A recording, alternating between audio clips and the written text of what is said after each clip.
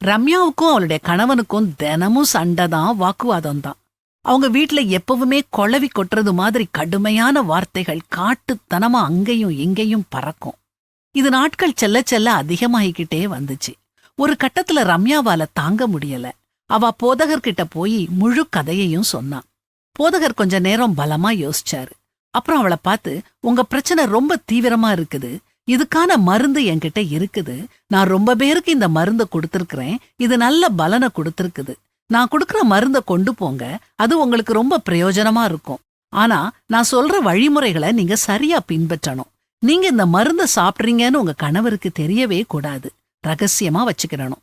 ஒவ்வொரு தடவையும் அவர் கோபப்பட்டு அனல் பறக்கும் வார்த்தைகளை வீசும்போது மெதுவா பக்கத்து ரூமுக்குள்ள போய் 2 தேக்கரண்டி இந்த மருந்தை உங்க வாயில ஊத்திக்கோங்க. ஆனா ஒரு துளி கூட விழுங்க கூடாது. அவர் அமைதியாகும் வரைக்கும் மருந்து உங்க வாயில அப்படியே இருக்கணும்னு சொன்னாரு. ரம்யா சந்தோஷத்தோட அந்த விலைமதிப்பெற்ற மருந்தோட வீட்டுக்கு போனான். அன்னைக்கு ராத்திரியே அவளுடைய கணவன் கோபமா பேசினான். போதகர் சொன்ன மாதிரியே அவ அந்த அதிசய மருந்த வாயில போட்டுக்கிட்டா. அவன் கத்த அவ அமைதியா அறைய சுத்தம் செஞ்சா. முடிவு அற்புதமா இருந்துச்சு. ஒவ்வொரு நாள் அவன் கோபப்படும் போதும் அந்த மருந்த சாப்பிட்டா. கணவனோட மூர்க்கமான பேச்சு குறைஞ்சது. ரம்யா மீண்டும் அந்த மருந்த நிரப்புவதுக்காக போதகர்கிட்ட போனான். அவ 2வது பாட்டில முடிக்கும்போது அவளுடைய கணவன் ஒரு புத்தம் புதிய மனிதனாகவே மாறிவிட்டத கவனிச்சா. வீடு அமைதி பூங்காவா மாறிட்டது.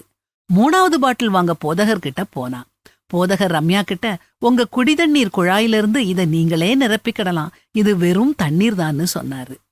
ஆமாங்க, இத்தனை நாளும் அவங்க வீட்ல நடந்த பிரச்சனைக்கு அவளுடைய வாய்தான் காரணமா இருந்திருக்குது.